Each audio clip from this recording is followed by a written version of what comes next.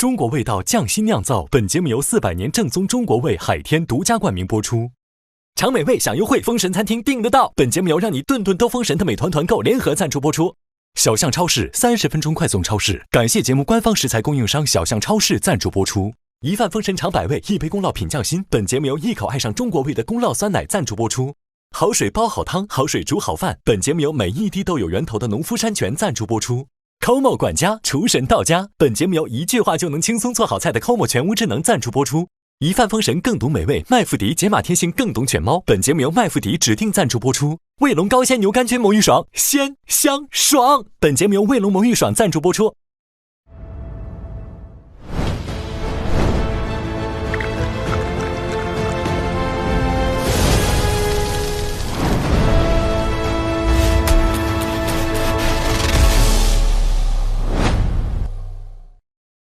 中国味道匠心酿造，本节目由400年正宗中国味海天独家冠名播出。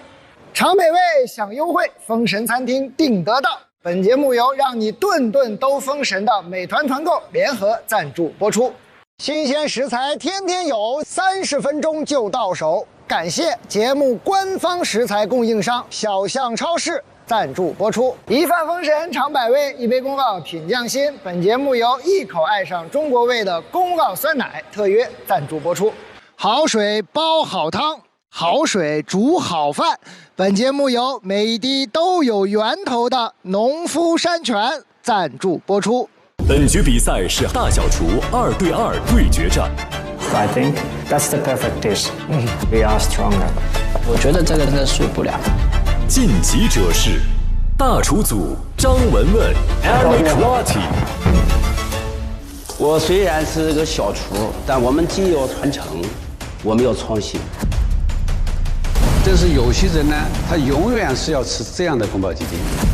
投票结果是2比1。传统与创新的对决。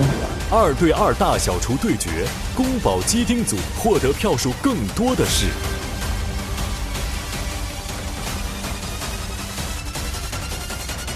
大厨阵营邓华东、黄慧明。恭喜！大厨阵营邓华东、黄慧明。但好在也有一票认可他们的味型。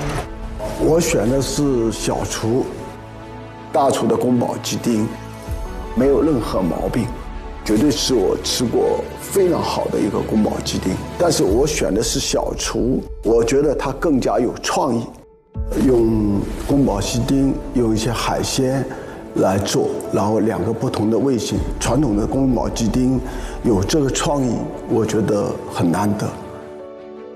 我说呢，大厨这边对我来说是一个很好吃的宫保鸡丁。小区这边呢，可能对我来说，我没有找到宫保鸡丁应该有的灵魂。可能最大问题是，他选择了2个酱汁，吃下去的感觉就是太浓郁了，可能的 balance 不够。我这边是选择了大厨，像这些的粉状，如果在打的时候打得不够细，其实我吃到一半呢，我舌头上全部都是这个粉末的一个就是粗糙感。谢谢。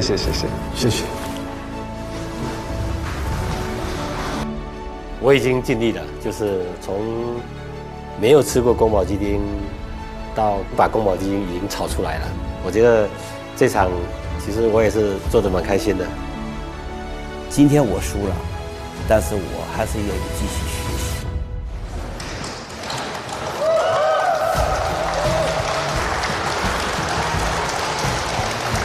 今天我呢，用宫保鸡丁完整的呈现了川菜的烹制方法，更多的让我们的川菜这种味型、这种烹制方法流传出来，让中国人、让大家都能吃到好吃的宫保鸡丁。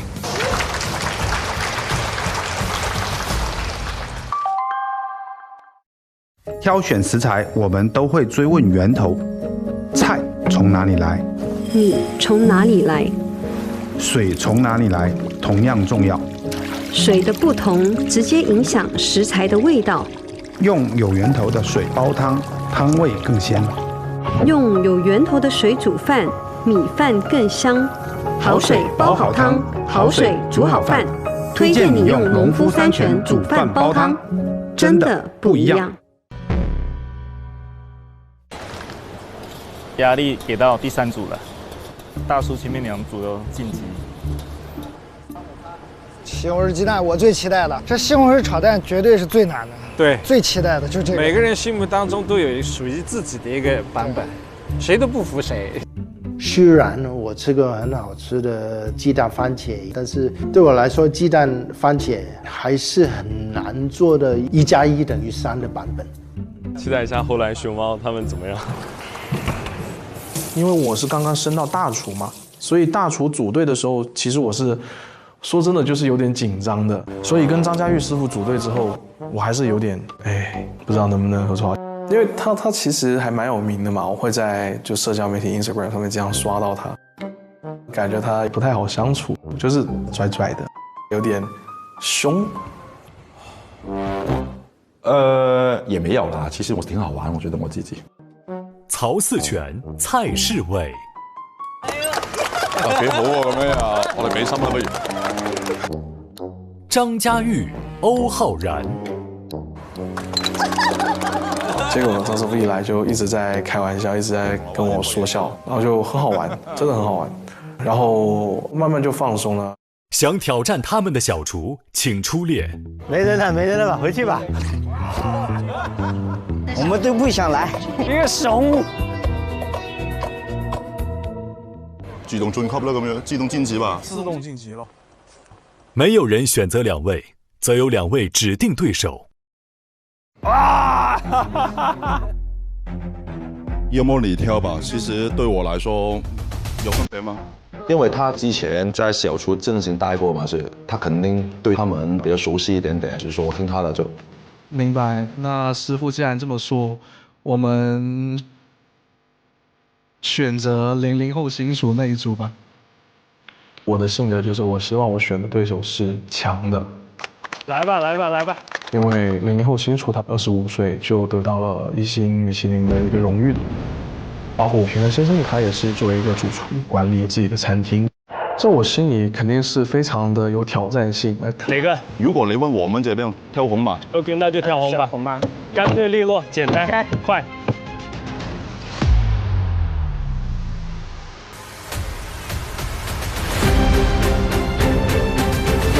哇！西紅柿雞蛋，100個人心目當中有100個西紅柿炒雞蛋，沒有哪一個的版本說的是對的。那成衣可以炸，可以怎麼樣定型都可以，風乾也行。有趣，好玩，好玩，好玩。我非常愛吃這個菜。我們香港這一塊永遠都是酸跟甜，但是我第一次對這個菜有不同的認知，就是我在北京工作的時候了。哦，原來西紅柿炒雞蛋是鹹的，是，甚至乎有些地方還會可能加點花椒油，開胃一下。這個是南北的文化差異吧。其實我覺得西紅柿雞蛋這道菜，除了它本身西紅柿和雞蛋之外，就都可以動。OK， 我們現在想法就是頭盤、主菜跟甜品。我覺得這次跟他合作，就好比我以前做一些 4 hand、6 hand 的活動一樣。我不希望你做一個，我做一個，這樣拼出來很沒意思的是。我們想把西紅柿雞蛋分成3個部分吧。他負責頭盤，番茄做主角，雞蛋做配角，我們稱之為獨奏。中間主菜是我們一塊做的，我們番茄跟蛋的比例是一般一般，我們只有合奏。最後甜品是我負責，蛋的比例會比較重一點點，也是我的獨奏了。頭盤你什麼想法現在？頭盤我其實想說做冷的會比較好。歐師傅在他之前帶廚的預組間的時候，我們所有人都覺得他的水平是最好的幾個來的是。第一個想法嘛，是做個 milfoil，然後可能有一層是番茄，另外一層可以想一下，可能青蔥的話，我就用青蔥和雞蛋做一個醬汁。可以是泡沫型，可以是一個擠出來的，像甜品一樣。它在很短的時間以內就可以有很多不同的想法。其實我是撿那個便宜了，這。其實你要不要試一下這個加上去的味道，點一點點試。回去以後了也走運嘛，大家工作跟住的地方也相對比較近，我們就可能每天抽點時間見面嘛。也没多少了。我们在香港待了10天，见了8天而已，也不多也不多。今天来处长餐厅来讨论一下那个西红柿炒蛋，然后顺便带大家看一下他那个秘密基地，看一下，哇！熟悉之后，慢慢就觉得张师傅真的蛮有意思的，应有尽有。虽然我比他大很多，但是内在年纪比较小吧，还是跟他合作沟通一点问题都没有。再到后面就觉得张师傅真的非常有能力，非常的有条理。他会在我们沟通的过程中把流程做成表，从来没试过这么有准备吧。我对张师傅100%的信任。这个比赛，我不管对面是谁也好，我设计的菜肯定好吃，不可能不好吃的。因为这个西红柿鸡蛋这个东西题比较窄，因为我们是跟2个大厨去比，我觉得我们需要去把一些东西做的要更复杂，味道更有深度。我觉得热的真的是可以做一个正儿八经的西红柿炒鸡蛋，就是很中餐的一个西红柿炒鸡蛋。对，所以我们在第一次我们讨论就已经想好了，我们要做一个小的套餐，番茄炒蛋和甜品。虽然他们很厉害，但是我觉得我跟平衡先生都要加油，我相信我自己可以的。我们会先做我们2人的合作部分，也就是最重要的主菜。这个主菜呢，一共包含3个部分，下面是一个鸡蛋舒芙蕾，中间是一个西红柿酱汁，然后上面是一个龙虾蛋卷。我负责舒芙蕾的部分。它是用下面用水煮给它加温啊？那什么意思呢？打一个半熟蛋。它其实就是一个我们说的沙巴用蛋黄加黄油，隔水低温加热，让黄油和蛋液完全融合，激发出蛋香。这个过程我是纯手打，只有手打蛋糊乳化才更充分。与此同时，打发蛋白备用，因为这个舒芙蕾需要打的时间有点久，所以酱汁和龙虾卷的部分就由张师傅负责。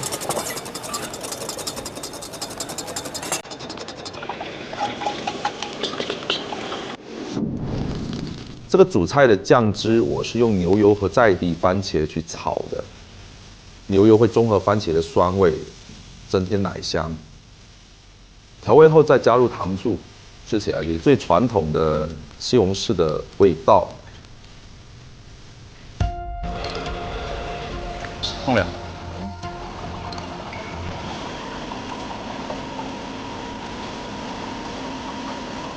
係咪酸啲啊？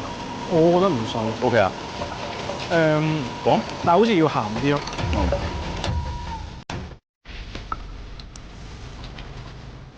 打发好的蛋黄和蛋白，把它们混合搅拌，然后就可以拿去蒸了。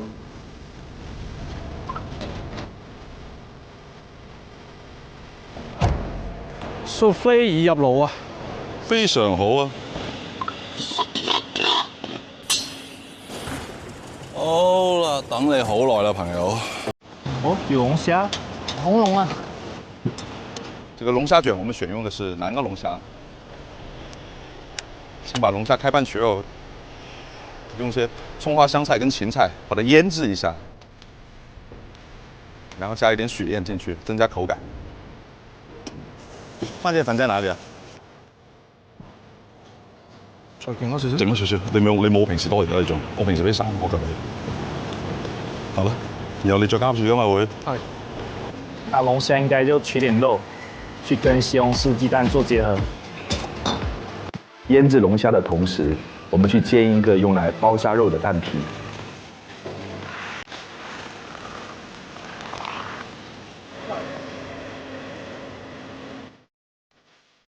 我啲嘢備好就隨時包得噶咯喎，我基本上我整晒嗰啲嘢。好，咁快？呢個包之前再整一下先。卷龙虾我会完全交给欧师傅来做，因为我觉得他做的比我好。他做东西很有条理。龙虾卷我们会给它裹上一层猪网油，这样后面去炸的时候它不会散，且吃起来更多汁更香。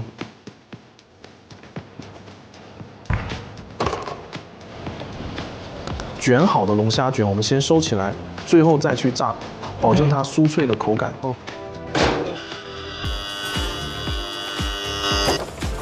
蒸好的舒芙蕾，我们先给它先放冰箱，冷藏定型。小雨，哎，这边咋样了？出具雏形了吗？因为平安先生他的中餐底子可能会比我更好一点，所以说我会让他去主做，后面呢我会去做甜品，像西红柿炒蛋。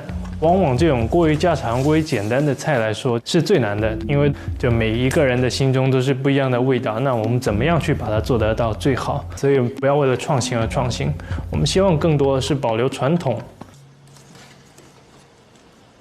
我觉得西红柿鸡蛋最重要的是番茄酱汁的味道。我买了市面上所有能买到的番茄，经过了10几次的尝试，最终挑选了这3种番茄。首先，这个红色的番茄它有很浓的番茄味，但其实它有点酸。那么我们会选择一点比较甜的翠绿番茄去平衡它那个酸度。那么还有黄色呢，会提供一点点类似于水果的那种味道，我觉得很好。我是用制作意大利面酱的方式来制作这个番茄酱汁。这个番茄汁最难的就是把握味道的平衡，因为其实每一天来的番茄味道多多少少会有点差别，包括它的成熟度，今天买的、明天买的可能还不太一样。那么就是要尝一下，然后按照一定固定的比例再去调试一下味道。我做的这道菜相比于家常西红柿炒鸡蛋，它的不同点在于，普通家庭来说不会去熬一个酱去把它熬那么久，但是我会把这个番茄酱汁熬煮至少1个小时，因为熬煮的时候酱汁不断的浓缩，这个酱汁的番茄味会非常浓厚。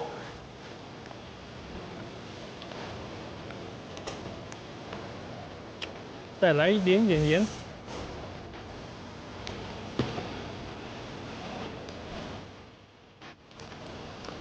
现在状态怎么样 ？OK 的 ，OK。我负责的是套餐中的甜品，我需要先准备一个香草冰淇淋作为甜品的配料，因为这个香草它很清爽，能丰富番茄的水果味。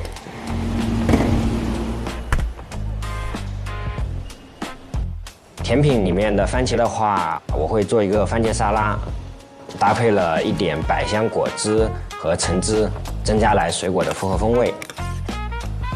鸡蛋呢，我选择了用蛋黄制作一份蛋奶酱，这样蛋香和奶香的结合，搭配番茄的水果味是很和谐的。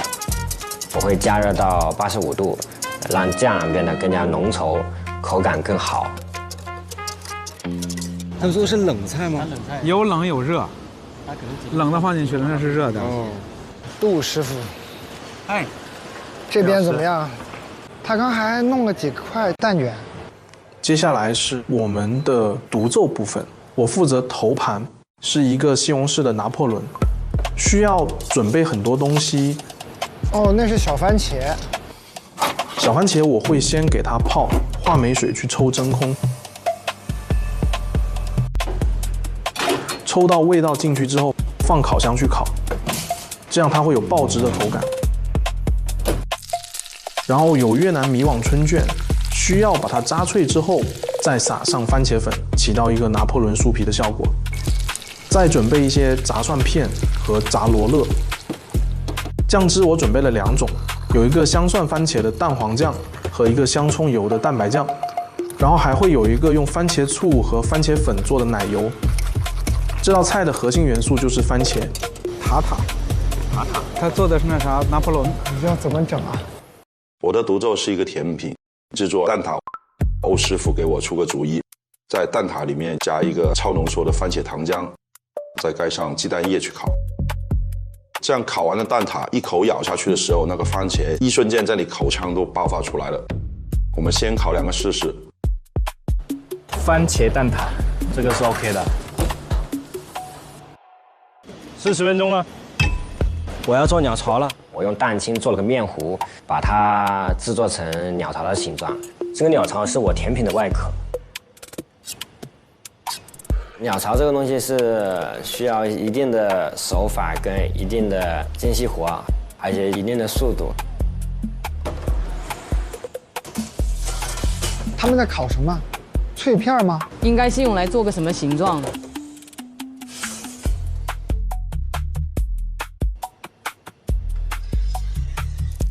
这个脆片我在比赛前我试过好几次，就是一定要控制好薄厚度均匀。OK， 翻车了，为什么呢？这边太薄了。同时手法也很重要，要在冷却前给它塑形。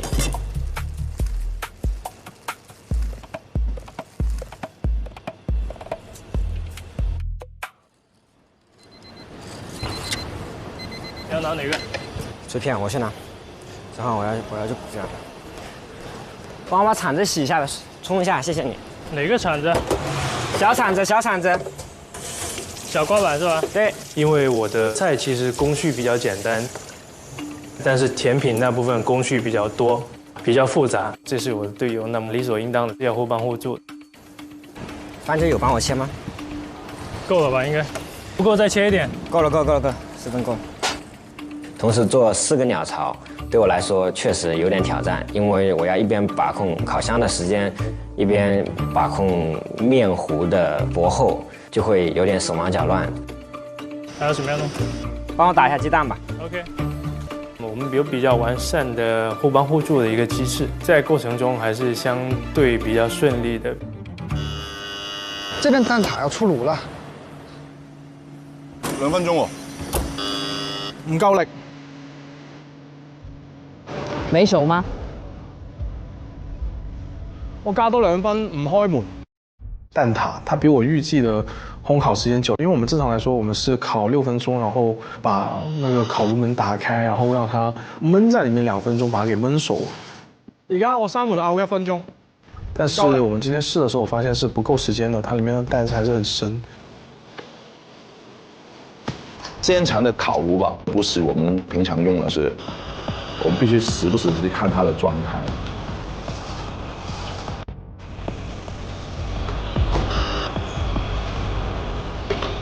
點啊？咁樣攞住唔標，我唔得嘅。頂咯，你練一下你就先，鬆咗少少，跟住。哦 ，nice。哦，水 ，cheers。哎呦，他俩尝起来了，烫到了。同埋都係搽翻佢，我冇搽開嚟㗎。之後咧，開工啦我先。想將它2個都該出了。差不多了。酥有了，主菜有了，下来还有一个甜点也有，有甜品啊。去看一下那边吧。看一看。咱们已经在装盘了吗？差不多了，在等。我们的计划是比大厨早一步按铃，因为我们有甜品嘛，甜品里面有冰淇淋的话，我就需要确保在冰淇淋化掉之前，评委先品尝。如果早一步按铃，在评审的时候可以让评委老师先品尝我们的菜品。我感觉现在还是，哎呀，还剩多少分钟？啊？19分钟 ，OK。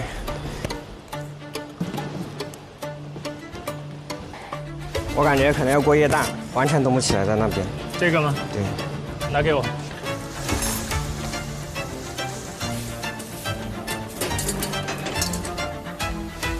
我要炒鸡蛋了。你先做，你先做。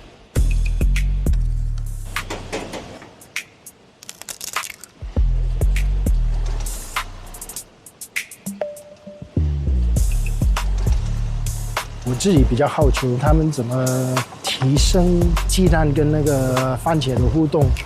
我会先把番茄酱汁打到绵密的程度，然后把番茄汁加到鸡蛋液里，这样滑出来的鸡蛋吃到嘴里面会有很浓郁的番茄的味道。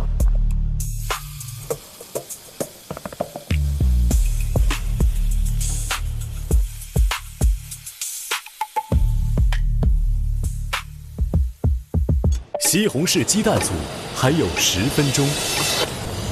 最后10分钟，我们基本上是烤蛋挞、炸那个龙沙。与此同时，热酱汁。欧师傅去组装他的头盘。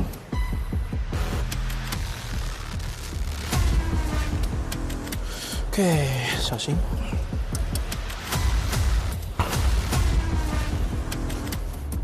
两边都差不多了，小厨那边看着也要装盘了。对了，你也摆吧。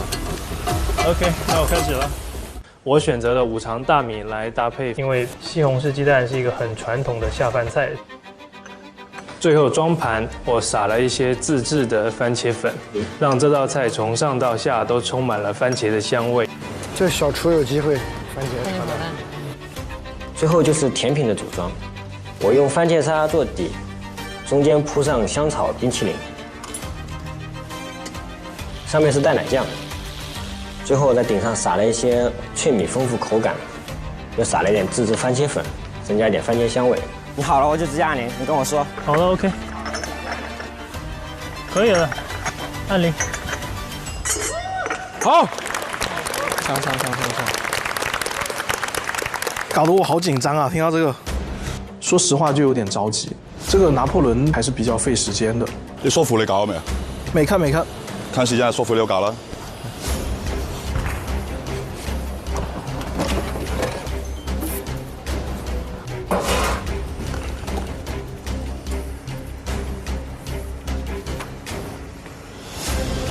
我觉得我们有加速了哈，还有5分钟。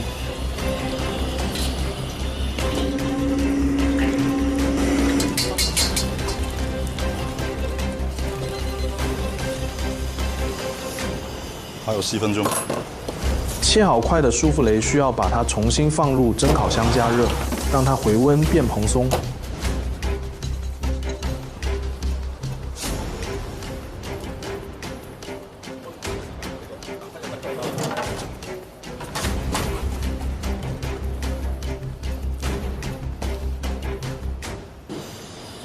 得我等你梳乎你梳乎你唔到乜都做唔到。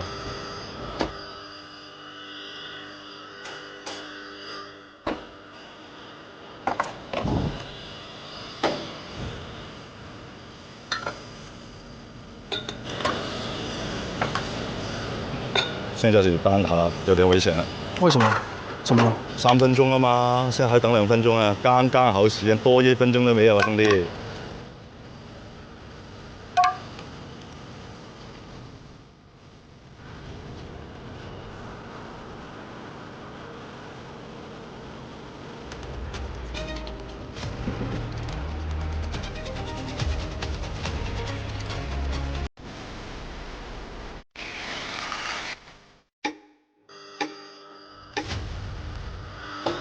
其实蛋挞我们调的时间还没来得及试一下，说实话有点担心。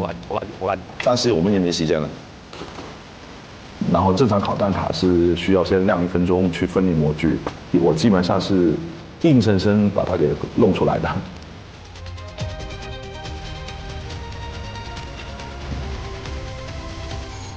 呼呼，好，我話同你頭先一嘢落個推熱咁簡單 Oh my god！ 加油！加油！这2组都很强。这小厨有机会，他那个特别还原，番茄炒蛋很接近我们记忆中的经典那个味道。彦斌啊，你看他这个经典菜做了，看着很厉害。要是你做，你有信心打败他吗？我觉得这道菜已经是经典中的经典了，所以说我不希望说做太多一个创意，我希望说做一些微调整、微创新。他已经摩拳擦掌了。这家餐厅你去吃过吗？你觉得彦斌能不能赢？去过，之前托朋友才订到位置，他跟彦斌的风格不一样了。你去过，为什么不带我？我自己可不好定啊。你为什么能不带我 ？Let me go, let me go。没事，蛋总，我带你去。他家可火了，你确定订得到吗？看，用美团团购，热门餐厅订得到，我也来试一下，好吧？我看一下啊。哎，还真可以哦，这包间的环境还不错。订好了，蛋总。这是啊，把我商务也抢了啊！行，彦斌，屏幕前的观众朋友们，看商务能学到真东西。咱以后想吃热门餐厅不求人，用美团团购就能订，记住了啊！我最期待是这道菜，我也是啊，因为最难是这道菜吧。去年总决赛吃过这么多这么棒的番茄炒蛋，李芷安师傅的那个蟹壳里面的那个番茄炒蛋，然后去鱼不是做了一个包包一样的，最后的那个，这好真是对啊。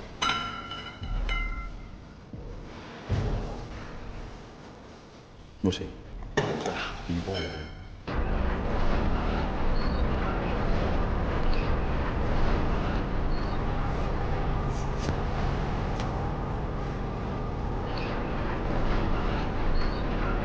我觉得今年他们在器皿上就花了很多的心思。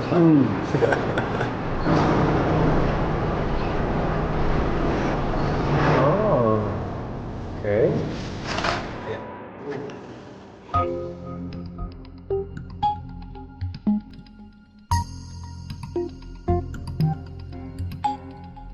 请评委品尝鲜暗灵的菜品。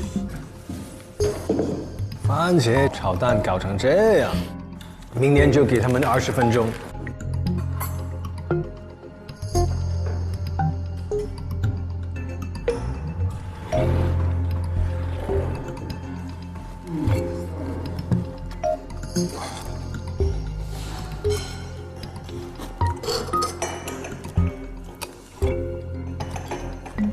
甜品做得特别好，口感啊，应该有脆的，应该有奶油的，应该有鲜的，应该有滑的，全都有了。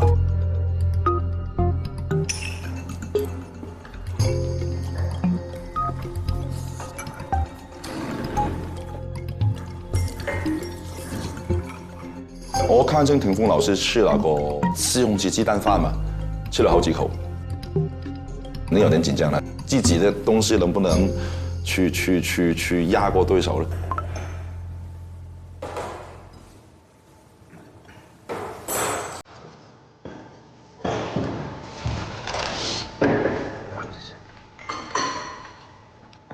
是喝的嘛？这个，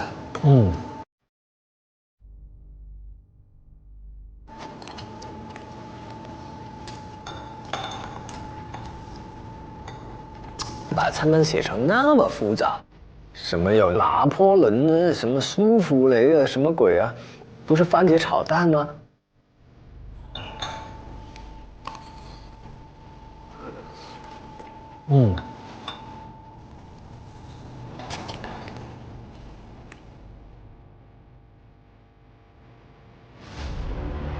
请各位评委进行投票。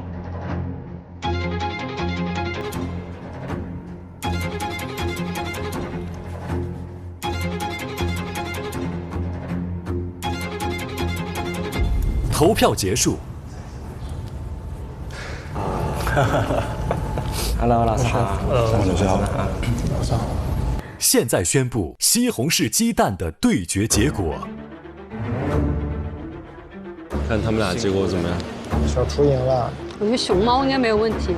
投票结果是3-0。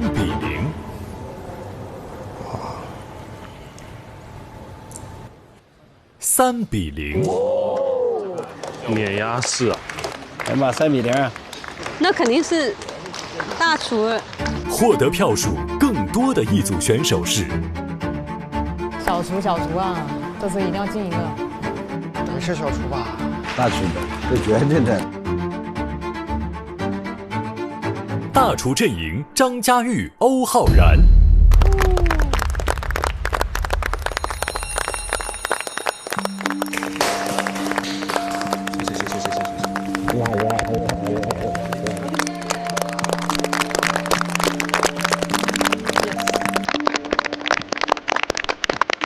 哎呀，3-0啊！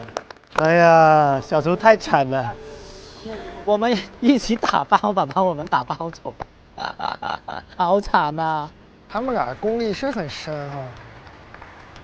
这3-0没想到。心情会有点失落，但你要问我后悔吗？其实也不后悔，因为这个就是我们想呈现出来的东西。虽然很遗憾，但是接受现实。大厨这边真的太强了。没有。你保留住传统的灵魂，但是你创新的一个蛋的一个口感，是我特别喜欢这个。小厨这边呢，问题在你番茄和番茄酱分离了，你煮的番茄有一点点脆的。最好的番茄炒蛋是一种统一的。哎呀，我补一句，我觉得你俩很优秀了，对手太强大了，所以这2个是很讨厌的。主要是那时候没得选了。没有。大厨这边实在是太有经验，太强了。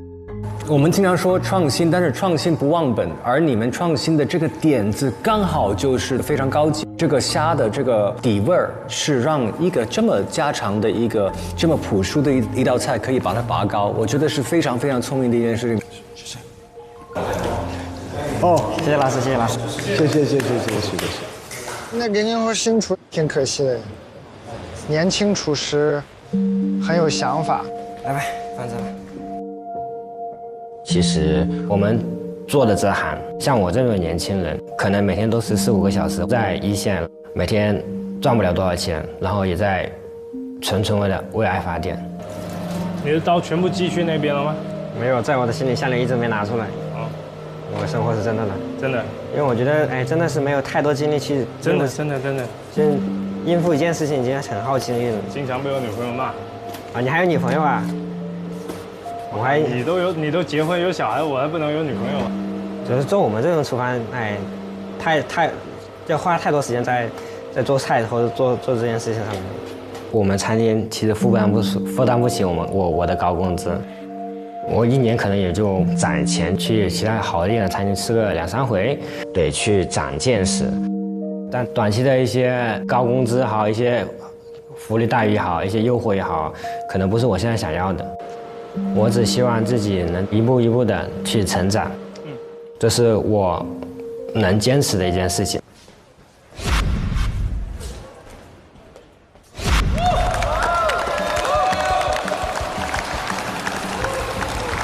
熊猫，哎呦，恭喜！辛苦！你先。熊猫才是逆风翻盘的一个版本。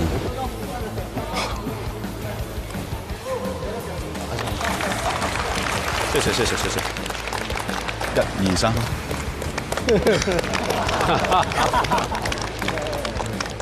我觉得今天大家的表现都非常不错，充分表现了自己的厨艺水平。看来今年大家的餐厅又更火、更难订了。哇，3-0，大厨3连胜了，小厨有点压力了。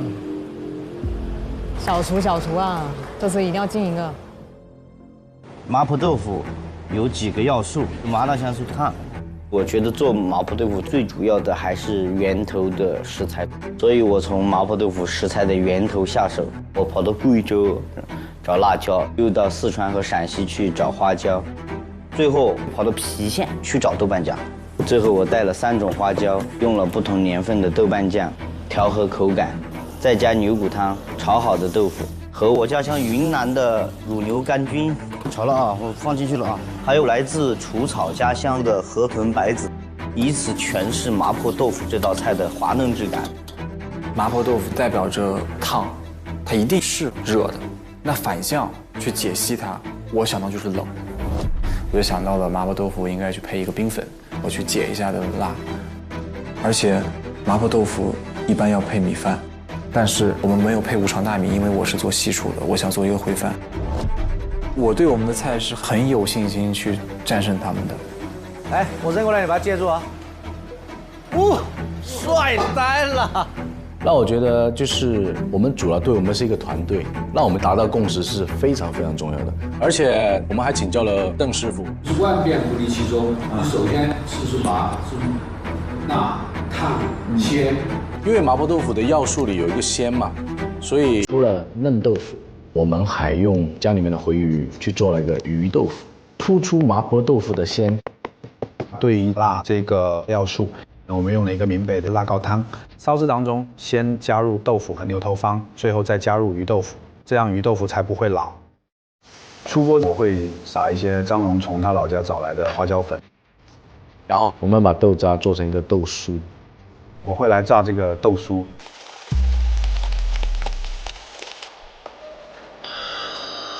那这种没炸透啊，豆还有啊，再多一点，我打一点来，重新打一个。我觉得这个对于我的日常工作来说，这是一个很常见的事情，其实并没有影响到我，我还是正常的去操作完整个流程。就是我觉得这一局我们肯定是稳操胜算的。下面对决的是西湖醋鱼组。我们当时拿到西湖醋鱼的时候，实际我大脑突然有那么3-4秒是一片空白。哇，这个很难。拿到这个题目还是压力挺大的。这个西湖醋鱼就是一个热门话题，因为大家都在说西湖醋鱼只是徒有虚名，不好吃嘛。很多人好像都对这个菜品不是觉得很美味的东西。这个是一道非常难做，但是很容易出彩的菜。我们决定做2种温度和2种呈现方式的鱼。冷刺的鱼冻，我们想展现鱼肉的细腻甜美。用冷吃的醋1比1兑入6月黄的蟹汤和丝好的鱼肉混合，冷藏成鱼冻。热刺的醋鱼卷，我们用没有刺的大肉部分斜刀改成好看的蝴蝶片，再包住鱼蓉做成鱼卷，搭配了传统醋鱼汁，让食客在感受传统的同时，也能体会到食材的新意。西湖醋鱼，我们是用现代手法来重构经典老菜，做2种口味的西湖醋鱼，一种是在传统酱汁酸甜口的基础上，加入了蒜末和自制辣椒油，增加酱汁的口感层次。另一种做了一个创新的口味，巧克力风味，用鱼露、木姜子油与巧克力混搭，形成浓醇微甜的独特风味。再用不同做法烹制2种鱼肉，搭配2种酱汁，创造西湖醋鱼的一个新的经典。现在宣布麻婆豆腐对决结果。哎，快一点了，好紧张啊！投票结果是3比0，获得票数更多的是大厨组杜国金、张龙。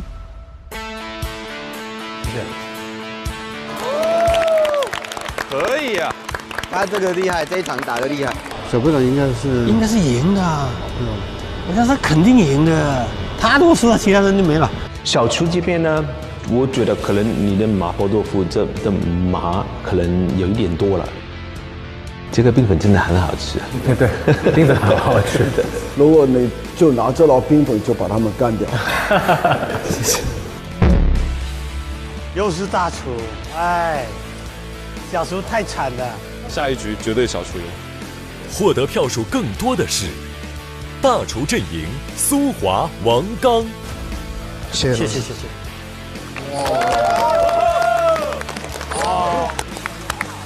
又大厨。我选大厨这边，其实第一口我就感觉这是功力很深的厨师做出来，因为这个酱汁超级平衡，鱼的做的熟度是刚刚好。耶！西湖醋鱼一定要做好去腥，我用的是3年陈的海天花雕酒，酒精度有16度，酒香味特别的醇厚。非常适合腌制、焖炖留香，以及煸炒临锅边增香，能把鱼肉的腥味彻底带走，还能把酒香融入到肉里面去，香味是从里到外透出来的。想做出正宗的中国味儿，还是用地道的老办法，这样才能把经典的香和润做到位。现在大厨已经进了10个人了。我觉得小厨会团面，这个也太碾压了吧！太刺激了，很少呗，这样那么高啊！完了，咱们这边一个都没上去，怎么能一组都没赢呀？没想到差距会这么大，士气都没有。在前面看见那么多大厨都晋级了，谢，耶！我觉得我们是不是要冷了？没人能够晋级了。港厨，你是潜力股，必胜！加油，必胜！听到大家为我加油，我觉得我们要为我们的小厨争一口气，赢多少分没有关系，能赢就好了。我看小厨还是有点危险哦。Evan 其实很厉害，在香港基本上那些高级大餐馆全部都是老外，他是差不多唯一一个华人主厨，拔了米其林1星和1把刀。如果你要说香港很有个人风格、很成熟的厨师，我要说就是 Evan。Sandy 他是小生大成功的小厨里做菜的头几名，所以他们的功力都很好。两边都是广东选手，大碗这个 OK。这个狮子头我挺期待的哦。狮子头有很多空间做个人的版本啊。我觉得狮子头其实是一个不同地方都有自己风格的菜。最常见的做法是红烧和清汤，不同方法没有说是对还是不对。但是最紧要就是吃下去那个口感跟味道，吃狮子头应该是松松的，有肉汁啊，不柴啊，这个是狮子头一个很标准的答案。在我的了解，狮子头它是一个肉丸呢，比较大，肉质是最特别，所以我觉得保留跟尊重的传统经典菜是最重要的部分。这个变化可以好大。我们觉得经典菜没有什么东西是不能改变，既然我们已经走到这里了，对吧？总需要有些人去对它做点什么，把这个舒适圈给打破。这次比赛我们一定会赢的，放心吧。我觉得他们都是有实力的，但是我们有信心。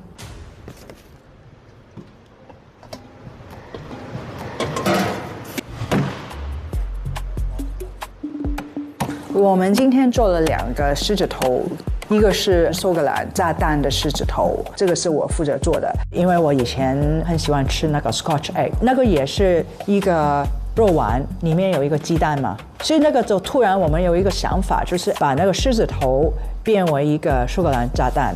另外一个是新加坡的肉骨茶的狮子头，这个是刘师傅负责的。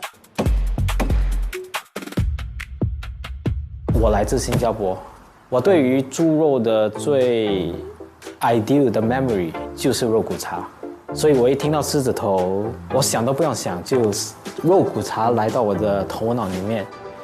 肉骨茶其实有2种，我在做的是潮州风味，加入排骨、大蒜、白胡椒，一直小火炖煮。哇，那肉骨茶就很有意思咯。我负责狮子头的基本的肉那部分。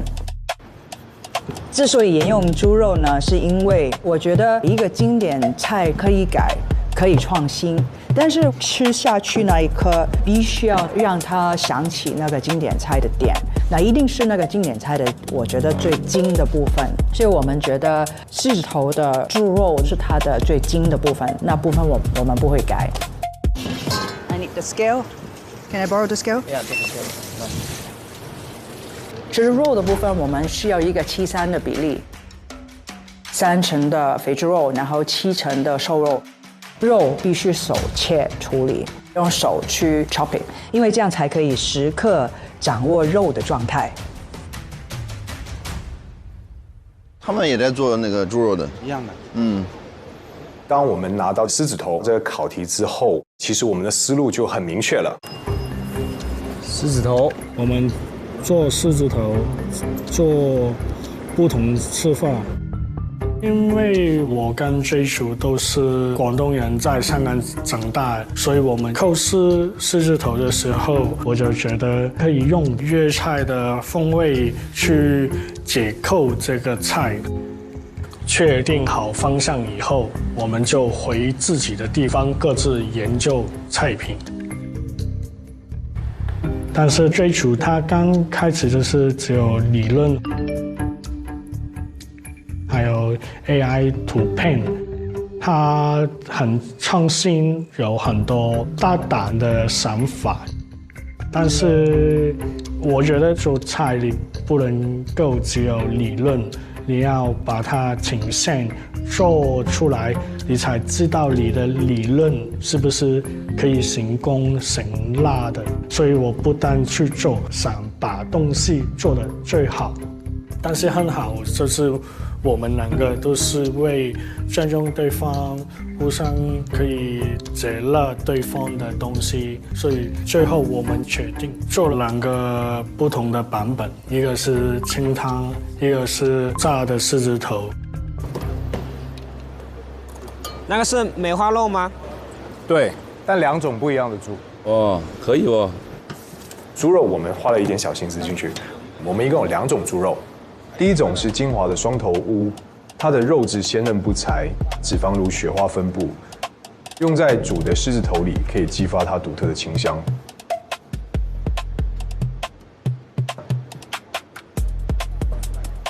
第2种呢，我们是用了宁乡花猪，因为宁乡花猪呢脂肪的含量会比较多一点，我们用在炸狮子头里，它的脂肪会被高温激发出来，达到一个外酥里嫩的口感。刀工不错，很均匀，它切的。狮子头我觉得最重心就是一个刀工，一般是要先切成薄片，再切成细丝，最后切成那个石榴粒大小的一个肉粒。这个过程在淮扬菜里面叫细切。狮子头以前叫做葵花斩肉或者葵花肉丸，就是它的切法要切的颗粒比较大一点，这是更能保持狮子头最后我们的成品会松而不散。这一厨啊，注意那个肥瘦的比例哦。放心。狮子头这道菜里面呢，肥瘦比例是一个至关重要的点，所以2道菜调了不同的比例。我们在清汤里面的比例，瘦肉是7分，肥肉3分。这个比例可以保证狮子头在煮的时候不易散架，让口感紧实有嚼劲。酥炸的那部分，瘦肉是6分，肥肉是4分。多一点肥肉可以让狮子头口感更加细腻多汁。它比例控制得非常精准。这厨去测2个狮子头的猪肉，我就去把那些狮子头的辅料去准备给他。2个狮子头里面呢，我们都有配不同的蔬菜。在清汤的部分，我们配了春笋增加口感。炸的狮子头因为比较油腻，所以我们加入更多蔬菜综合。我们放了冬菇、莲藕、马蹄，我们还加入一个特别的配菜——梅山咸鱼，非常传统的广式的一个调料。炒熟后的咸鱼丁，咸香浓郁，可以中和猪肉的油腻感。哦呦，好香哦 ！Let's do it。所有配菜处理好以后，我们就把配菜和肉一起放入搅拌机面去慢速搅拌。这个过程是为了让肉粒之间产生微妙粘连，方便后续狮子头成型。现在看2边步骤都很像啊，2边都是西餐嘛，说实话，大家理解都应该差不多的。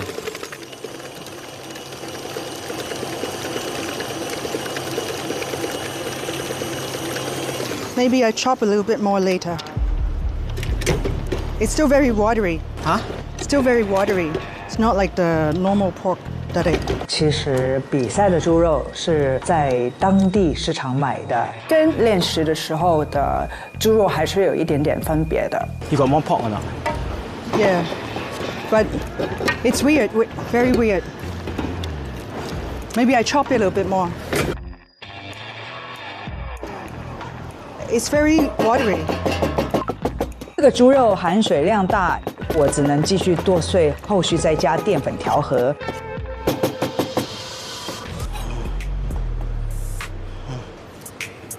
Evan 在切油条。哎，他用这个油条碎是干嘛？它切得很碎，应该炸那种葱酥一样的。因为传统的狮子头肉馅里会加油条提升口感，而苏格兰炸弹又有一个脆壳，所以我们就想说创新一下，用油条碎做苏格兰炸弹狮子头外面的脆壳。另外，我们秉着不浪费的原则，把肉馅剩下的肉皮切成丁，炸到酥脆和油条碎搭配在一起，增加口感和风味。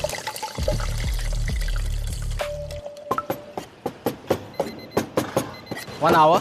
Yeah. So we should get the fryer also. It's getting better, right? Yeah. But it is very watery. I think it's the texture that they want. 那个时候开始就有点紧张，因为这份猪肉是我和刘师傅2道菜的主要食材，我很担心因为猪肉耽误我们的进度。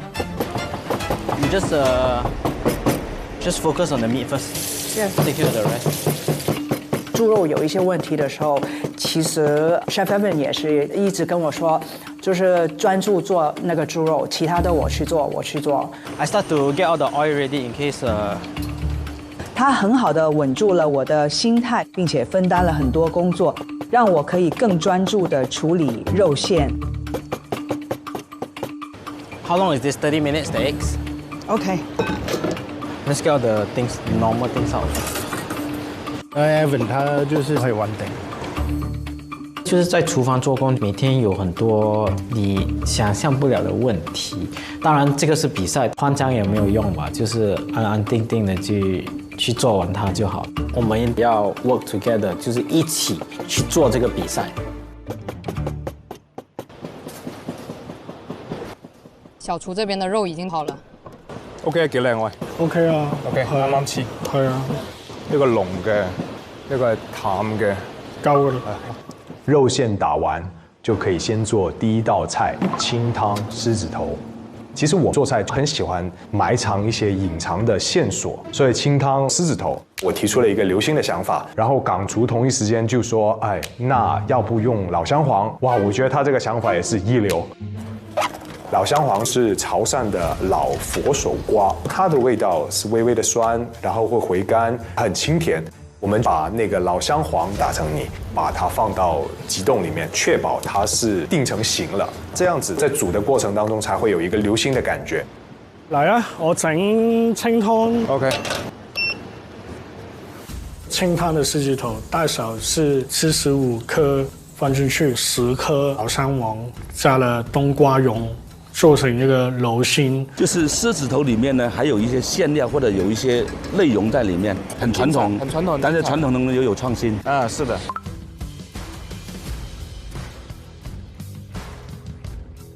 清汤狮子头，我们做了一个老火的清汤，放了很多不同的干货海美，还有烟熏的火腿，增加它不同的层次。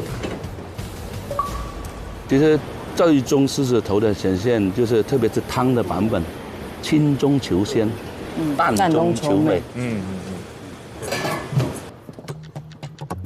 清汤狮子头煮的同时，我们开始制作今天第2道菜油炸狮子头。切了一些芋头，我2天要做芋头酥。我们通过广式点心香芋酥得到灵感，打算做一个蜂窝脆浆包裹在狮子头的外面。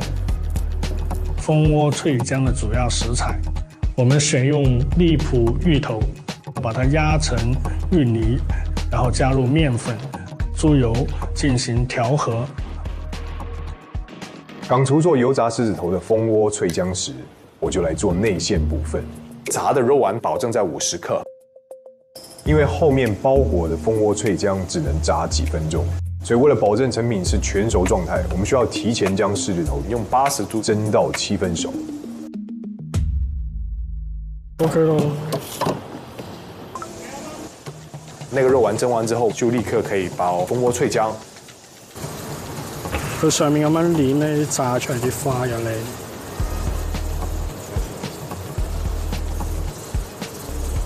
正啊，絕對正啊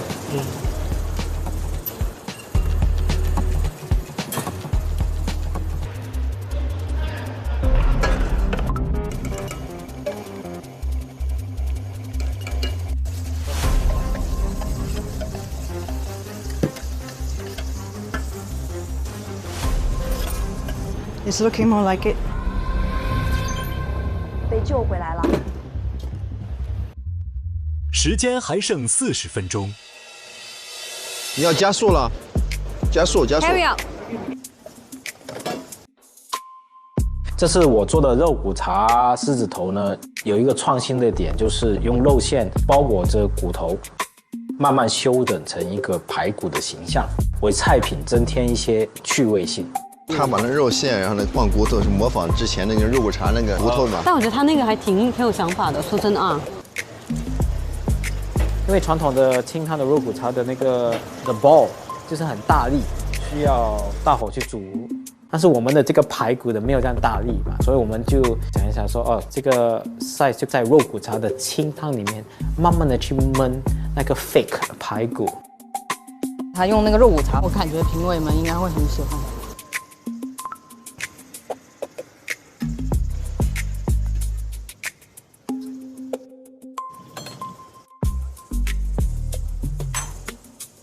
苏格兰炸弹的狮子头其实是比较难控制的，我用的那个鸽鸡蛋比较大，这就增加了制作难度，需要更多的肉把它包起来。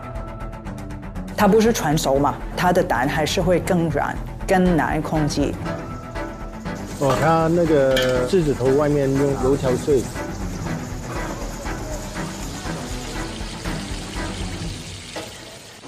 小厨那边也要开始炸狮子头了。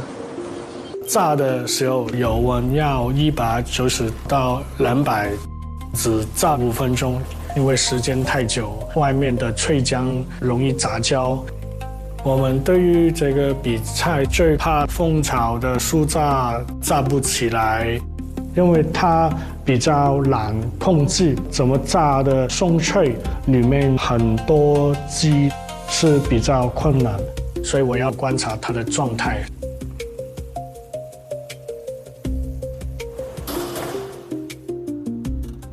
得唔得？你要唔要試一粒先啊？個 texture。它炸那个酥还是不错的，就是关键看它里面有没有熟。下一个难题就是我们的楼心，怎么样确保那个老山王的楼心它没有破掉，没有跑出来？其实风险是很高的。你看它已经炖好了，已经炖好了。有啊，老啊！流心狮子头，流心，期待你这个狮子头。texture 好啊！哦，可以啊，炸得好漂亮啊！他们已经在试味道了。得唔得？夠唔夠味？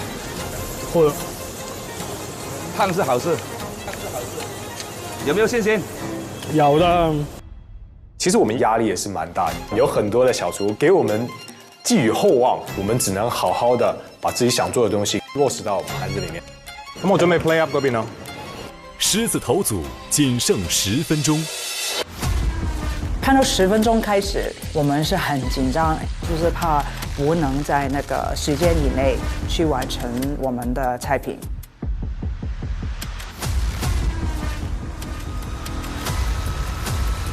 小厨都快结束了。清汤部分做了清汤狮子头的杯底，放一些脆米在狮子头下面，增加口感。我们传统有一句老话叫做“一热顶3鲜”，所以我们为了保证所有的食物必须是热的，我们会将汤单独分出一份进行保温。我倒多少少啊，預防萬一。好啊。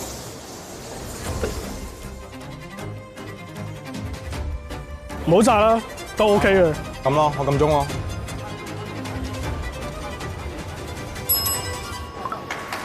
我们按鐘。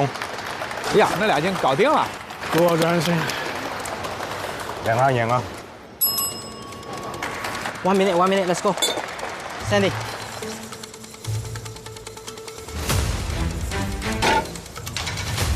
加油啊 ！Turn off the fire. Take out one. 快搞了，兄弟！哇，快！先按0吧，喂。先按0，不要放这么多了，你少点了。按0。Oh! You need to cover? Cover the thing. Fuck my life. It's okay. David.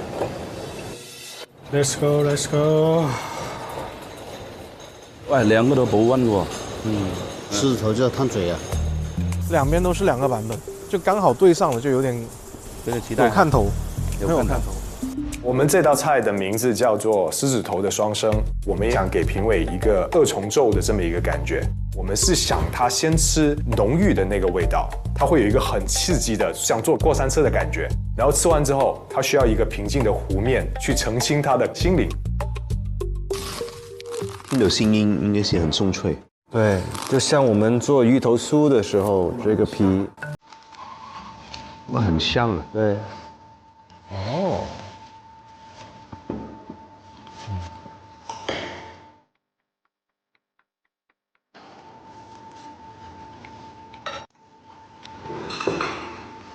用一个玉龙丝的皮来做狮子头，我觉得好聪明，因为看着还挺像传统狮子头的这个颜色跟质地。狮子头的关键就是肉的比例，我觉得它处理得很好，吃下去的时候会觉得里面的口感很丰富。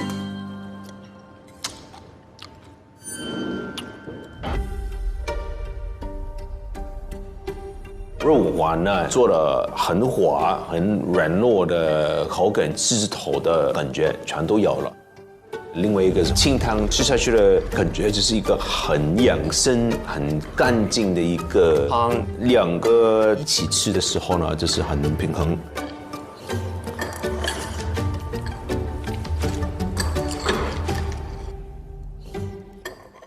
这个炖的狮子头里面呢，加了一个潮州的老姜黄，一般是泡茶，很难想到就入菜。中间那个你吃到甜味的就老姜黄。哦，有点像那个枣泥一样的。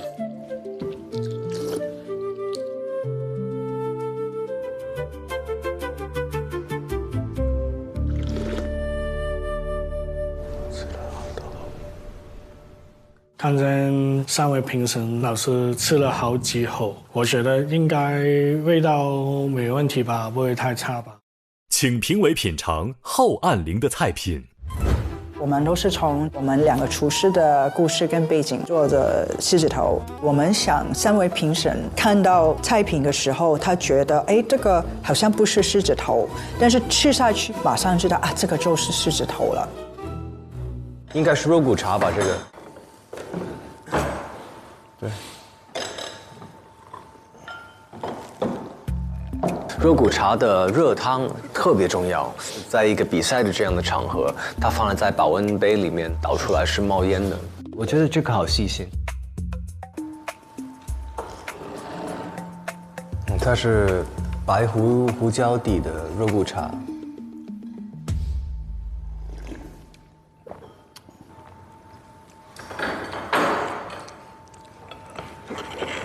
这个算狮子头吗？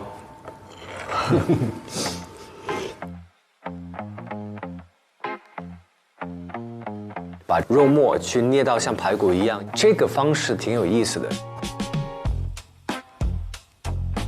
新加坡的肉骨茶蛮有创意的，让你感觉了清炖，但是清炖有它本身的个人风格也是不错。这鸽子蛋可以，是有爆哈。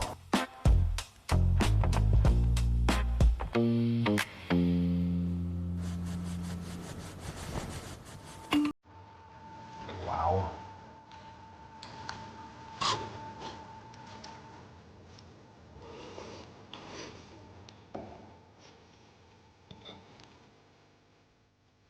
在外面看的时候，其实那个时候是很紧张，没有特别的，好像表现说不好吃、好吃，不知道他是怎么去理解我们的菜品。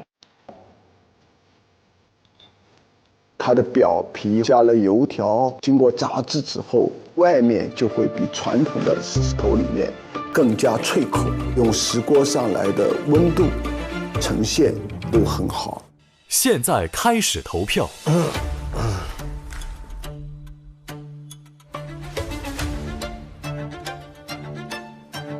看好哪个？我们不相上下，应该是小厨完胜。大厨。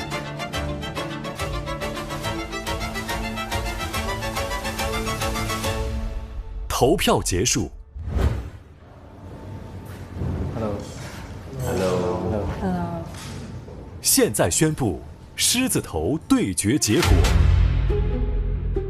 投票结果是3-0。哇，碾压喽！大出赢，3-0应该是大出赢。这一出，获得票数更多的一组选手是小厨，基本上大厨。我觉得我们完成了2个菜品，我都是满意的。我们要赢他们，不想给小厨组丢脸。小厨组特务 J 厨，港厨潜力股。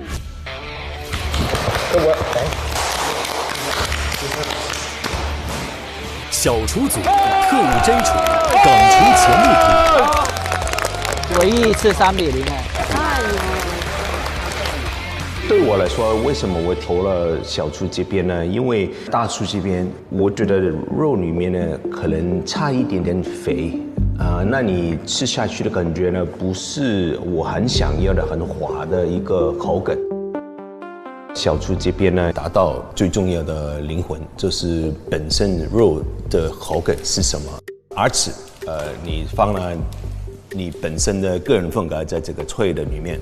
然后有一个我们想也想不到的一个食材在清汤里面，还有冬瓜，就是很养性的。其实我很喜欢养性的东西。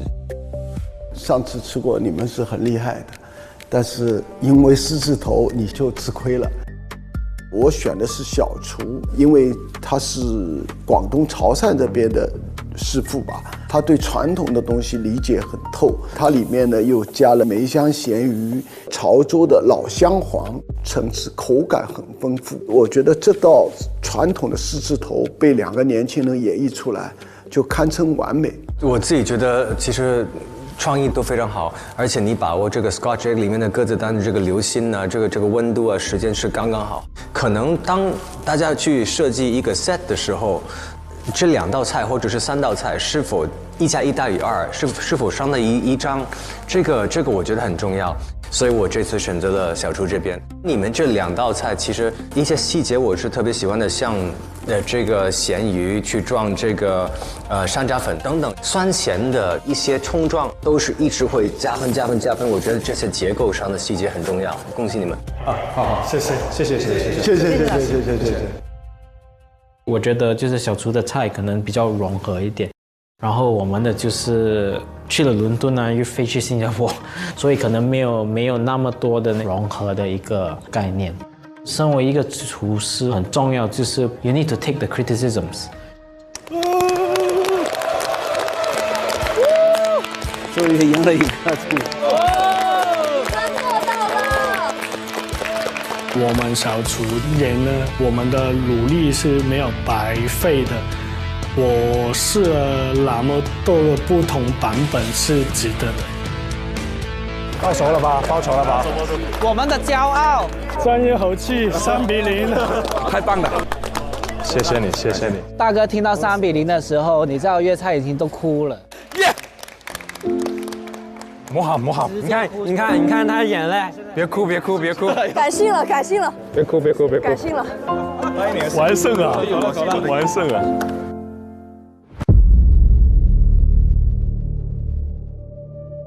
这一组好看了，红烧肉的对决。我们一会儿要选什么调料？我觉得我们在挑战红烧肉，所以要选一款比较好的酱油。你有什么推荐吗？推荐，那我就一定要推荐这个海天的大师红烧酱油。这个酱油怎么样？它是专门为红烧菜系列调制的，它有独特的搪塞工艺，上色特别的红亮好看，不发黑不发苦，而且还加了甘草的配方来调和。冰糖和甘草的搭配呢，自然回甜，形成一种独特的复合风味，能够让这个红烧肉咸中带甜，甜而不腻，口感顺滑，层次丰富，这样子颜色跟味道就都到位了。好的，我们就选择它吧。好。红烧肉这一道菜是全世界都是很喜爱、很有魅力的一个食材。做法大同小异，需要完美去发挥出肥猪肉的魔力，做到让人一看都会饿的一道菜。我觉得做到那个效果，其实是最重要的。因为我是做西餐的，所以我主要负责把肉处理得干净漂亮。梅姐呢，则是负责处理红烧肉的配料。传统的红烧肉，我觉得它有一个最大的缺点，就是猪皮下方紧邻一层厚肥膘，它的油脂性太大。我就想到说是怎样去保留这个红烧肉它的胶质感，但是不想这么油腻，所以选用的是一个甲鱼的唇边，模仿成猪皮跟它的油脂的那个部分的胶质。但是裙边是没有连在肉上面的，那不分解。那你要怎么做到连在一起？我是用了西式的方式，抽真空的技法，让它把肉用很高压力的让它粘合在一起。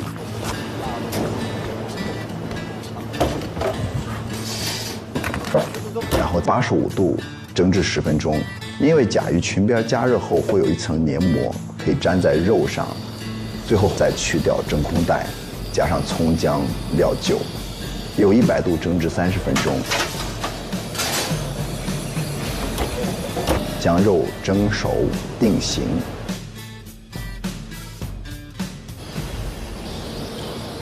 因为红烧肉它是一个米饭杀手，所以我要蒸一锅米饭。但是我会觉得这个米饭它代表了什么呢？它代表了这种清甜，所以我加了那个海天的白醋，一点盐跟糖去提鲜，就让我们的那个米饭也可以尝到鲜度。然后去跟我们的这个五花肉那么重口味的一些菜，去达到一个平衡的状态。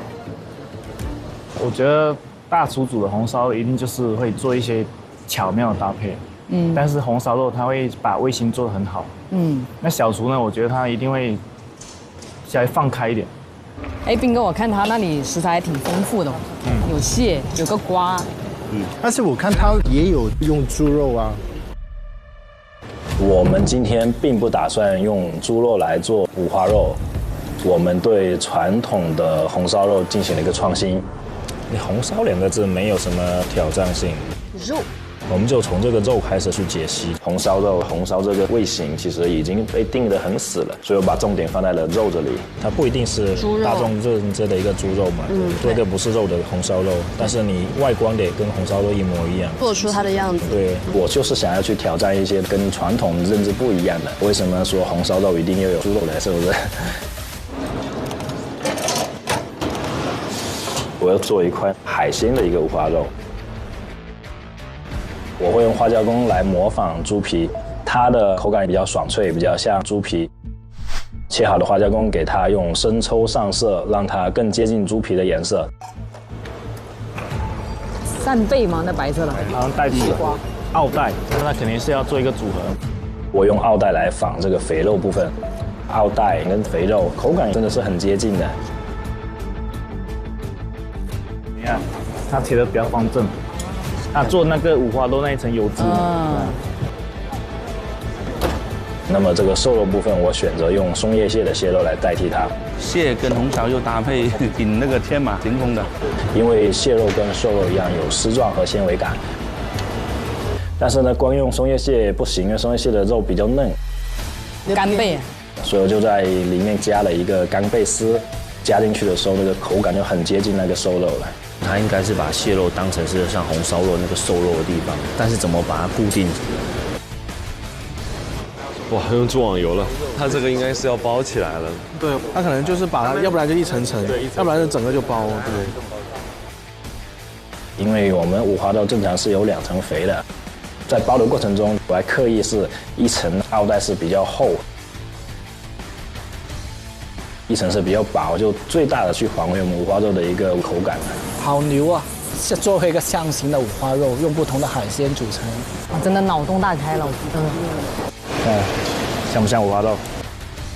因为上一次他做那个是生腌那个虾嘛，对，这次五花肉有想法。怎么小辣椒那边看着也在煮五花肉？我觉得小辣椒它猪肉应该是用来做酱汁，熬出那个猪肉的香味，然后再去喂这个海鲜。哦，我要用这个猪五花来炒一个红烧肉汁，因为我们的海鲜五花肉是没有肉香味的，那这个汁就必须有足够的肉香。我在里面加入了我做的一个汤底，因为我用了大骨汤还有猪蹄嘛，所以它就会有着很浓烈的猪肉香。搭配猪五花炒过之后，肉香味就会更足。你觉得他们会加辣吗？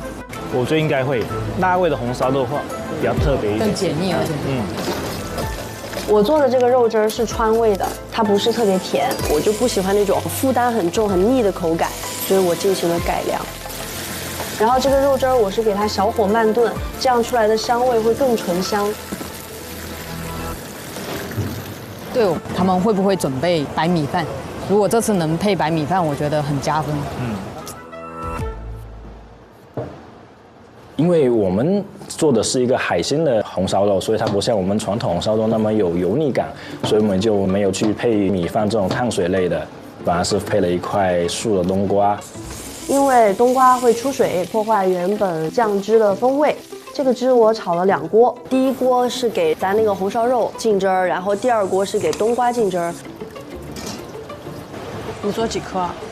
我估摸着能够做出个10颗、8颗、10颗，可以，还不错哎，我觉得可以吧？像一块肉。它就是。你包了几个啊？怎么啦？包了几个？没有你的份的。为什么？没时间了。那可以的。可以。我们去看看那边吧，看看他们到什么味道。支持一下机器人先。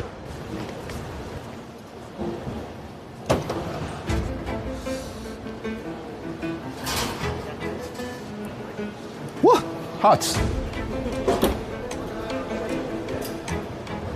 你来切我的膀。哇塞，太标准了，还用尺子。这个红烧肉我切成3.8厘米的大小，它既可以保持一个好看的形态，又能入味，然后一口咬下去，皮和脂肪还有瘦肉可以同时融化在口腔里。最后，为了保证它更牢固一点，我们也采用了东坡肉的一个做法，就是用稻草去捆绑。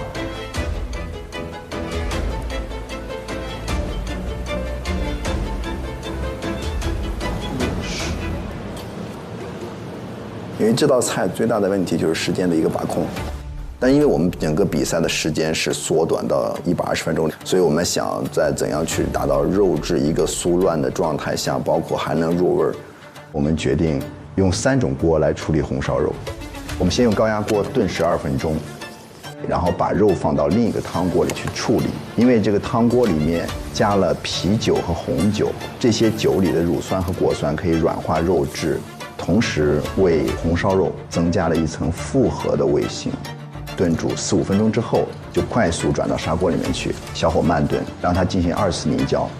通过这3道工序的加工，红烧肉既可以软烂入味，又会拥有绵软的胶质感。勇哥，你蒸老口饭那个汁给我，不然跟你没完了，真的啊！不够，我有汁行吗？排队。排队，按年纪还排不到你，还年纪有排不到你，我告诉你。对呀，你这个小孩子，验体重也轮不到你。2个加起来够了啩？体重还有多久？30分钟，卖个30分钟。好，为了搭配清甜的米饭，我切了一些马蹄粒、笋丁，还煮了一些云南的甜蜜豆。这3个食材其实是那个蔬菜里面相对是清淡的，我会把它们铺在米饭上面。这3样食材既有清甜的味道，也有爽脆的口感，可以很好的化解脂肪的肥腻。怎么看这边？这边用海鲜去做，我觉得挺有意思的。我包差不多了。我这好了，你看一下颜色呢？看一下颜色，我先把它滤起来。可以 ，OK， 漂亮。熬好的肉汁儿，我们先把它过滤出来，然后把浸过汁儿的冬瓜也给它捞出来。等最后和海鲜五花肉一起收汁儿。可以了。汤在这儿哈。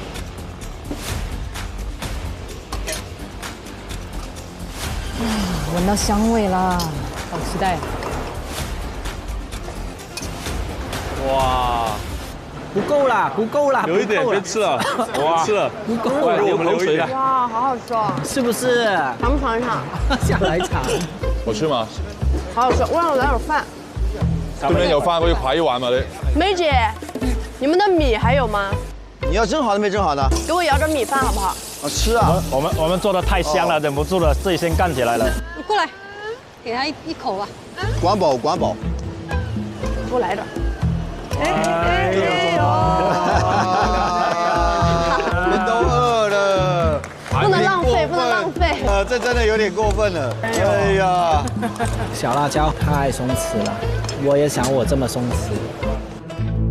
还有12分钟，刚刚好，肉差不多了，我来收汁儿。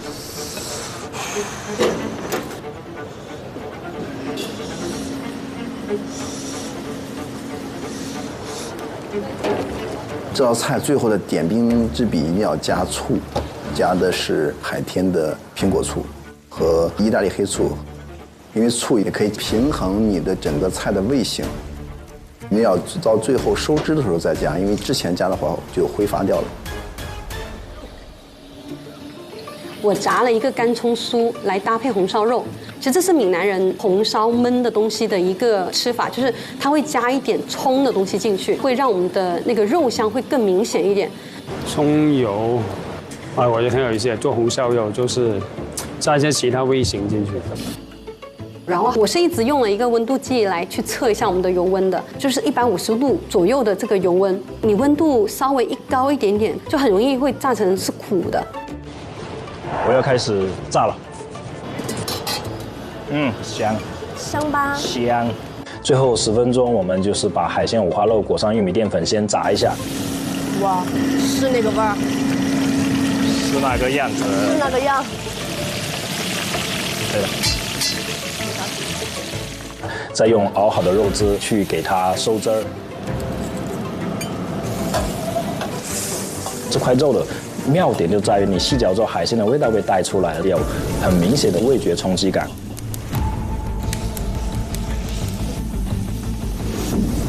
我们后面去收汁，整个过程都很流畅，做得很完美。做完之后，我觉得是很满意的。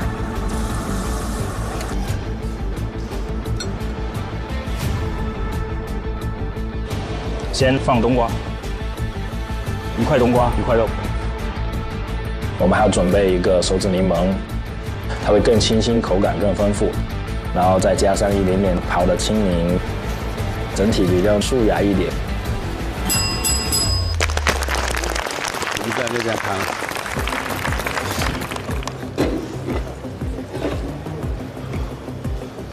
那边红烧肉在摆盘喽。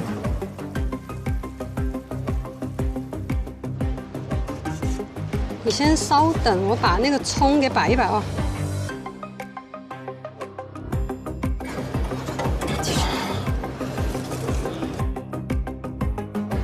我差不多了啊。3分钟，走。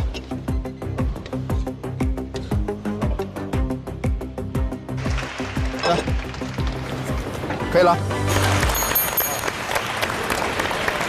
精彩，这两个都做得很精彩。红烧肉，其实我觉得挺有意思的。对，家常菜。不过在这里出一个红烧肉还是有挑战的。去年帅大厨那个还是挺有记忆点。红烧肉其实，在江浙这一带，每个地方的红烧肉还都是不一样的。对。还有那个江南那边呢，会做一个捆肉，红烧捆肉。出锅的时候，这个肉啊就在菜里。对，我觉得一个就是传统那种红烧肉，第一个给它的这种测试就是我会碰一下它这个碗，如果它还在抖的话，哎，是有希望的。我猜一下 ，Vicky 呢，我觉得他更喜欢创新一点的。那荣叔那肯定喜欢传统一些。哎呦，我们现场揭秘哦。这道细海橙蒸，一口焖，用不同的海鲜来做，然后呈现出整块五花肉的一个口感。一口闷下去，先有红烧肉的软糯，再有海鲜的鲜甜。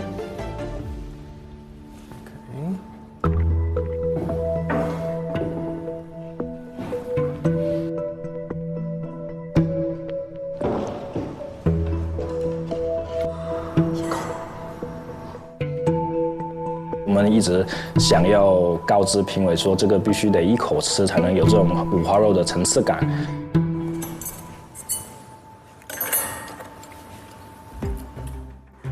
后面我们看到评委都已经拿刀叉的时候，我跟小辣椒两个就真的心咯噔了一下。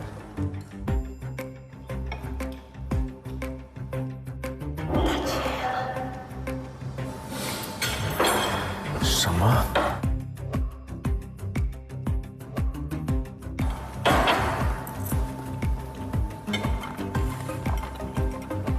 它是海鲜为主的，它就是调了个肉汁，它是一个红烧的海味的一个搭配，它的每一个海鲜去取代红烧肉不同质地的部位，是很大胆的一个创新。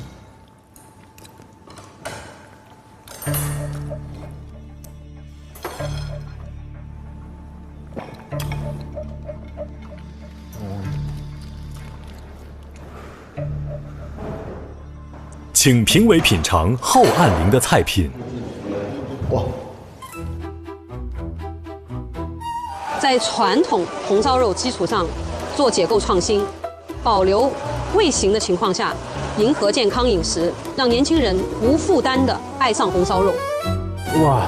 一看这样的方式就开胃很多，我自己觉得，哇！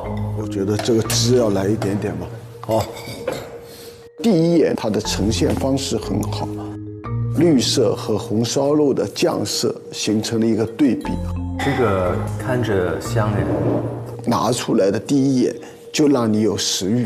这个就是捆了，对，捆过哈，对，这个你可以退了，啊，哦对，这个要碰一碰，来，喝个。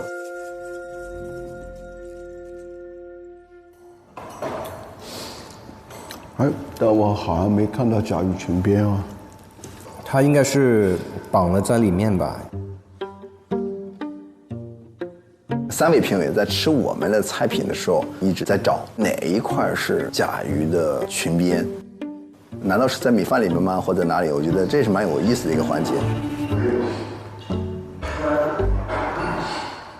上面，对，应该猪肥那部分就是应该是甲鱼混裙边吧。这个，你看，哦，就这里。这挺有意思的，这个感觉是，而且很香。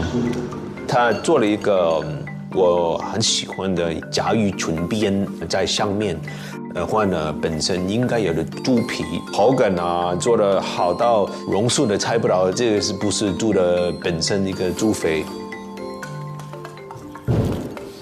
第一口下去的时候，就是猪肉这种软糯口感嘛，甲鱼裙边煨的火候也很到位。当时还没吃出来是甲鱼的裙边啊，这道菜真的是把一道家常菜做成了不寻常。馅。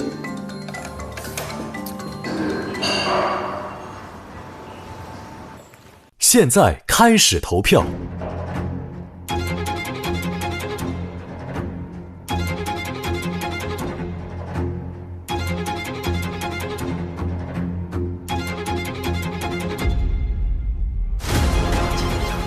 我就一直在喘气，我就非常紧张。今天这个菜是我和青州都觉得比较完美的达卷。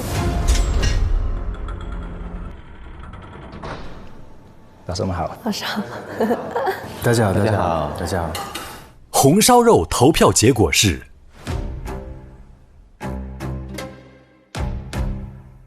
2比1，2比1，应该是2比1，2比1。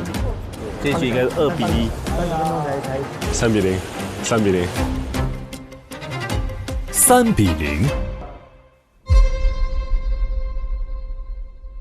3比0。哇！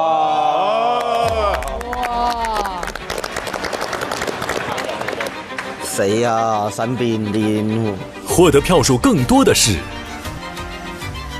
红烧肉大厨。我对这道菜还是很有信心。我们的菜没有输的理由。遇强则强，就是想去赢他。获得票数更多的一组选手是小厨、小厨、大厨、大厨曹世全。哇！他就这样离开了，哇，真的好残酷啊！眼泪自己掉下来了，我会觉得很不舍得他们。2对2被淘汰的选手们，你们将面对的是。哇，情况不简单。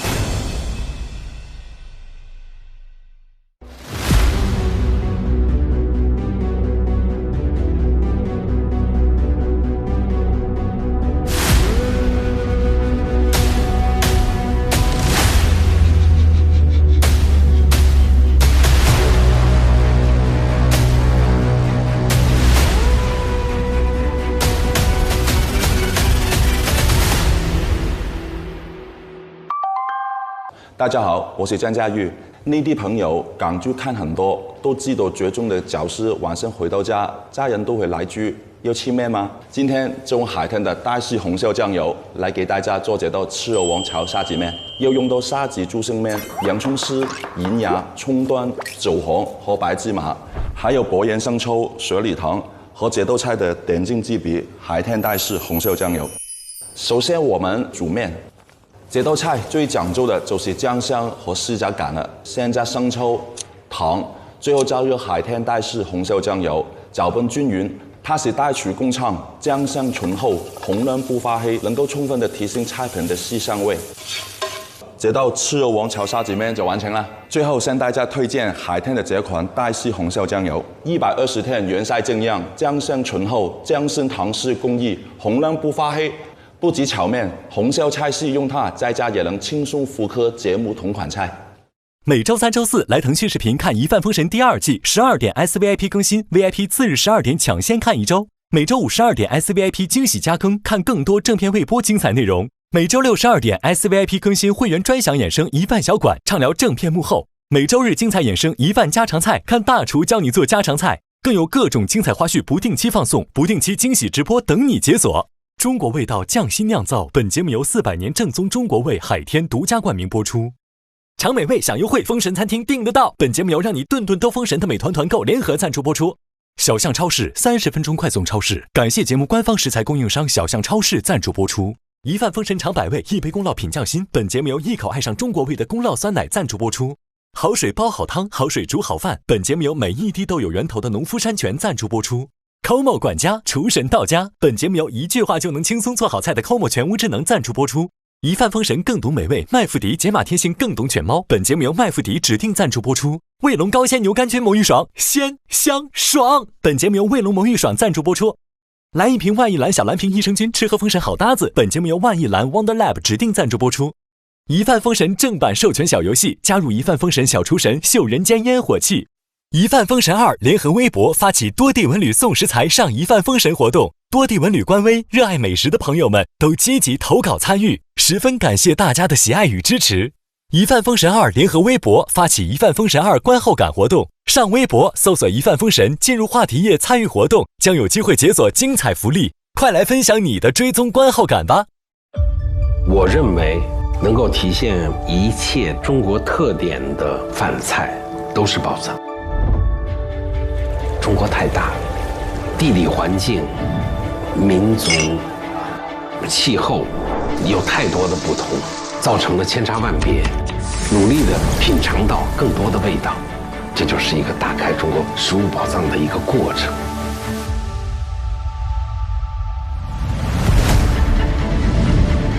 上微博进入一饭封神话题页，为你喜爱的厨师打 call。上微博参与一饭封神话题讨论，获取更多独家精彩花絮。上微博参与一饭封神2二创大赛话题讨论，赢取更多精彩福利。上微博参与一饭封神2观后感话题讨论，分享你的节目观后感。关注新浪娱乐，精彩内容早知道。下载网易小蜜蜂，看更多年轻人的朋友圈。超1000万留学生都用有道词典 AI 同传。上1点资讯，了解节目更多精彩内容。西窗竹 APP 品味中国诗词之美。上知乎参与一饭封神2问题讨论，参与知知乎剧综圈子活动，解锁惊喜好礼。上百度 APP 搜索百度娱乐 ，get 更多娱乐精彩独家内容。上百度搜索《一帆风神》第2季，精彩内容尽在百度百科。上新浪新闻客户端搜《一帆风神》，看节目更多精彩内容。看新闻用 Zaker， 关注最新节目资讯。中华万年历 APP 陪伴成长，记住一生乐趣，就是检验这些创新最好的地方。一帆风神它更像赛会制的比赛。哇，这是什么？这是要干什么？一个厨师在这个场地里，他都容不得半点差错。欢乐酱需要一个 OK 泵。喂，着火了！一点点失误，可能你就往前走不了了。不好意思，你的结果是出局。这个结果反而是我不能承受的结果。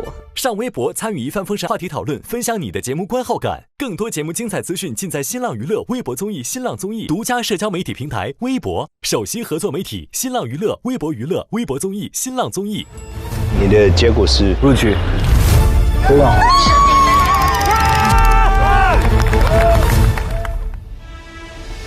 我觉得《一帆风神》让更多的年轻人爱上烹饪，让他们去想怎么用食物表达自己对世界的看法，这就是对中国美食巨大的贡献。